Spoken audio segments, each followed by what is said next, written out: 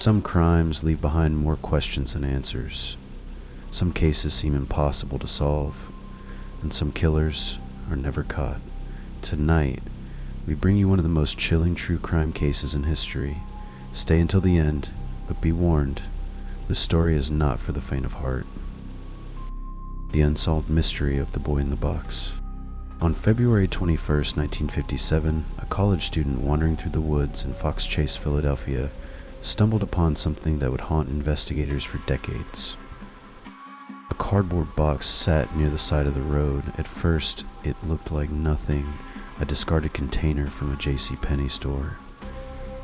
But inside was the body of a small child. The discovery. The boy appeared to be between 3 and 7 years old, severely malnourished, with bruises covering his entire body. His hair had been crudely cut, and his arms and legs showed signs of recent bathing. Wrapped in a tattered blanket, he had been carefully placed inside the box, but there were no signs of who he was, where he had come from, or how he had died. Philadelphia police launched what would become one of the longest-running unsolved murder investigations in American history. The investigation. The detectives searched for clues, but nothing made sense. The box was traced to a JCPenney store in Upper Darby, but it was a common model, sold all over the country. His haircut suggested someone had tried to disguise his identity, possibly after death. His fingernails were trimmed, his skin was clean, yet he was severely malnourished. His cause of death was blunt force trauma to the head, but there were no witnesses, no reports of missing children matching his description. Flyers were distributed nationwide.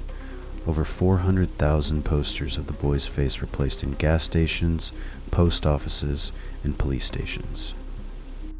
Still, no one came forward. No family, no friends, no one to claim him. It was as if he had never existed. Theories and leads. Over the years, many theories emerged, each more disturbing than the last. The foster home theory. One of the strongest leads came from a forensic scientist who believed the boy had lived in a nearby foster home. The home's caretaker had a daughter who was rumored to have given birth to an illegitimate child. Some believe the boy may have been the result of an unwanted pregnancy, abused and eventually abandoned. But there was no physical evidence linking them to the crime. The woman who knew too much. In 2002, a woman known only as M came forward with a shocking claim. She said that her mother had purchased the boy from his birth parents in 1954 and that he had been subjected to years of horrific abuse before being killed. According to her, one night, after vomiting in the bathtub, the boy had been beaten to death. Her mother had then dumped the body in the woods. Authorities found her story chillingly detailed, but also erratic. Some of her claims were inconsistent with the evidence, and she had a history of mental illness. Though her account remains one of the most plausible explanations, police could never confirm it. The human trafficking connection. Some believe the boy had been a victim of child trafficking, discarded after he was no longer of use. His malnourished state and careful grooming suggested he had been kept in captivity before his death. But without records or reports of missing children, the case hit another dead end.